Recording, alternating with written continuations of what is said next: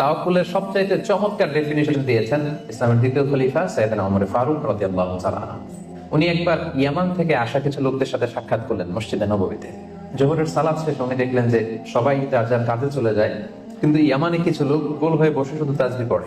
আসরের নামাজের পরে উনি খেয়াল করে দেখলেন সবাই নামাজ শেষে চলে যায়, এরা যায় না, এরা বসে তাসবিহ পড়ে আর জিকির করে।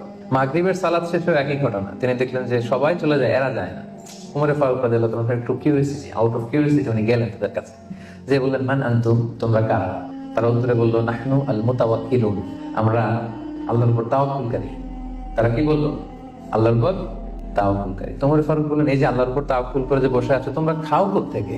ফুড আসে কোত্থেকে? তো এরা বললো আমাদের জিকির আজকার তাসবিহ বুজুর্গি দেখে আশেপাশের লোকজন খাবার দিয়ে যায়, ওইটা খাই।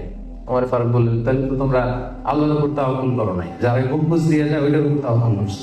আসল তাওয়াক্কুলকারী তো সে যে জমিনে যে আগে বীজ রোপণ করবে, তারপরে ফসলের জন্য আল্লাহর উপর তাওয়াক্কুল করবে।